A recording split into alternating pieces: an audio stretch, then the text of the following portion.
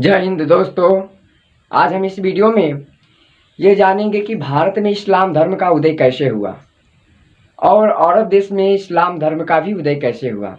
इस्लाम धर्म से जो है इस्लाम धर्म यानी अरब देश में जो इस्लाम धर्म प्रारंभ हुआ, वहाँ से भारत में इस्लाम धर्म कैसे आया और उसके इस्लाम धर्म के प्रारंभ से होने से भारत में जिस प्रकार से विदेशी लोग आए, उसी प्रकार से तुर्की आक्रमण या इस्लाम धर्म का जो आक्रमण है भारत पर कब और किस प्रकार से हुआ, उस समय भारत में किसका शासक था, कौन सा शासक था उस समय, हम देखेंगे। तो भारत में इस्लाम धर्म देखिए क्या है। भारत में इस्लाम धर्म, तो भारत में इस्लाम धर्म की शुरुआत से पहले हम जान लेते हैं कि अरब देश में इस्लाम धर्म की शुरुआत सबसे पहले कहाँ हुआ था? अरब देश में हुआ था।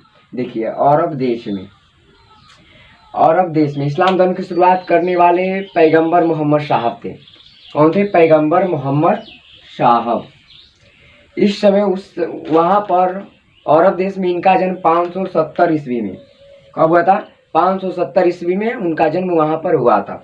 उसके बाद कहाँ, उस समय जब उनका जन्म हुआ तो उन्होंने उस समय के बाद देखा कि वहाँ पर अनेक छोटे छोटे क्या थे, कबीले वाले शासक थे, राजा थे, जो आपस में क्या करते थे, लड़ते थे अपने राज्य के विस्तार के लिए। तो उन्होंने उनके मध्य में जाकर यह संदेश देने लगे कि अल्लाह क्या है, ईश्वर क्या है, एक है और हमें अपने में भाईचारा का संबंध रखना चाहिए।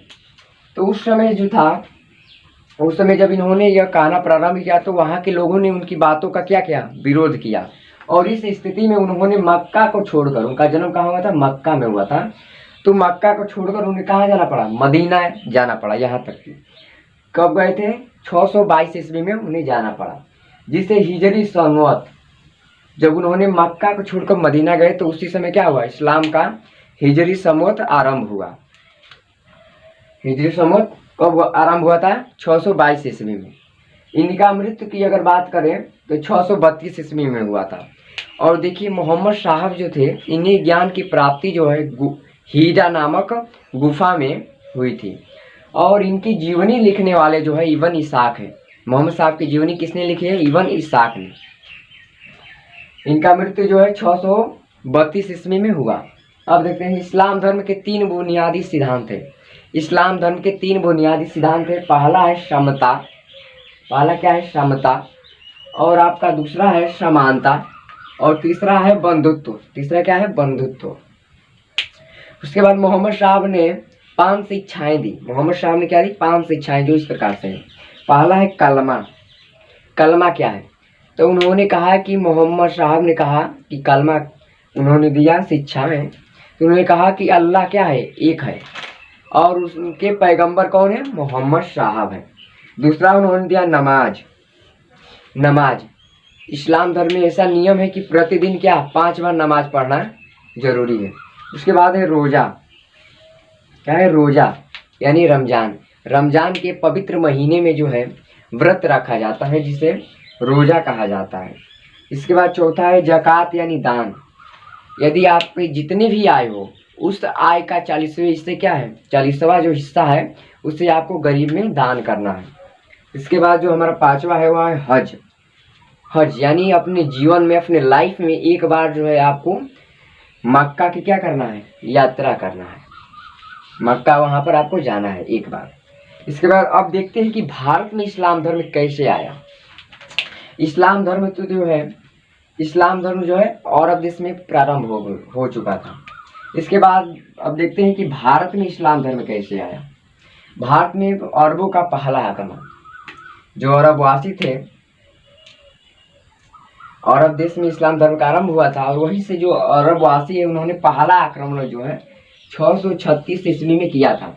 उस समय भारत का शासक जो है खलीफा उमर के समय में, 636 ईस्वी में पहला आक्रमण अरबों ने किया था। इसके बाद आते हैं मोहम्मद बिन कासिम।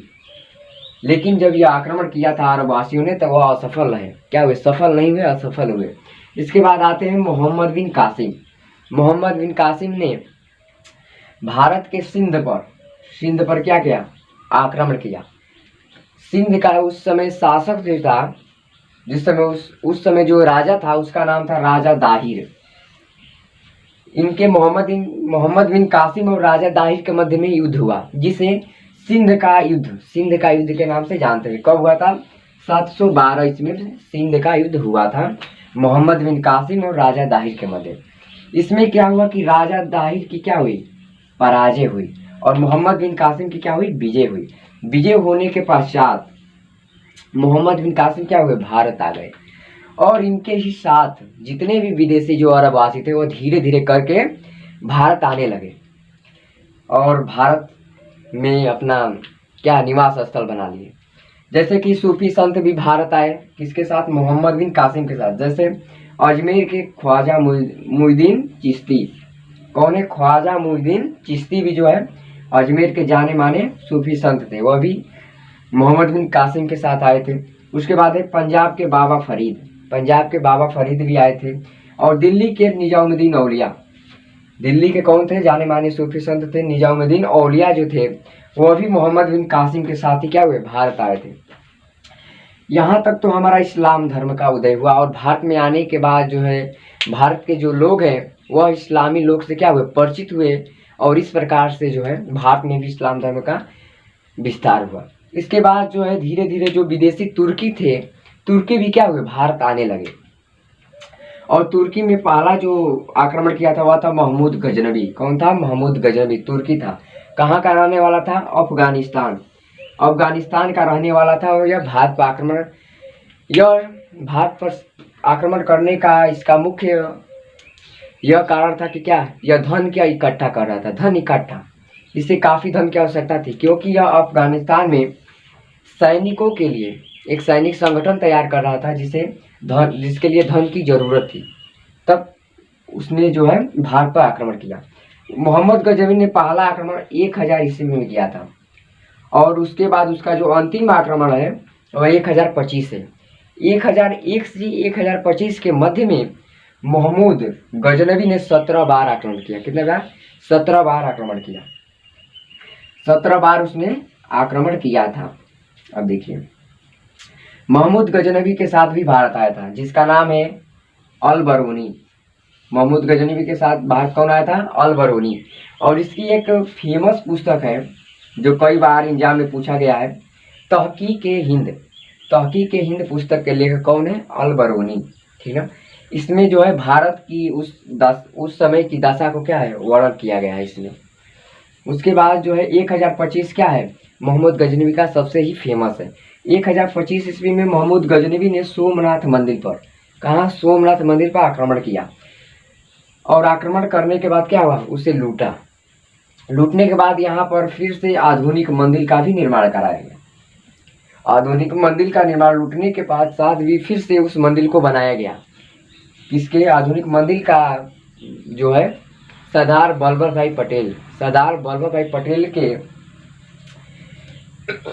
पटेल के द्वारा जो है 11 मई 1951 को इनके सहयोग से, इनकी प्रयास से, सरदार वल्लभ भाई पटेल के प्रयास से यहाँ पर फिर से आधुनिक मंदिर का निर्माण 11 मई 1951 को डॉक्टर राजेंद्र प्रसाद के द्वारा यहाँ पर फिर से ज्योतिर्लिंग की स्थापना की गई।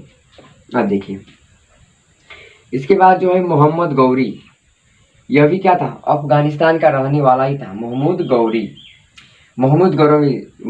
जो गौरी था, इसके बाद यह आक्रमण किया भारत पर, और भारत पर आक्रमण कर उस समय जो है तराइन का युद्ध, उस समय उसकी मुलाकात किससे हुई? पृथ्वीराज चौहान से। जब मोहम्मद गौरी ने भारत पर आक्रमण किया तो उसकी मुलाकात किससे हुई? पृथ्वीराज चौहान से, और उनके मध्य में युद्ध हुआ। उनके युद्ध को पहला कहा जाता है तराइन का युद्ध। तराइन का 2 युद्ध हुआ था।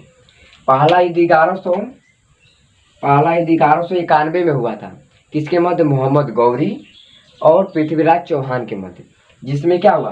पृथ्वीराज चौहान की क्या हुई? जीत हुई, और मोहम्मद गौरी की हार। लेकिन जब दूसरी बार तराइन का युद्ध हुआ तो इस युद्ध में जो है मोहम्मद गौरी की विजय होती है, और इसकी विजय ही भारत में सल्तनत काल की शुरुआत होती है।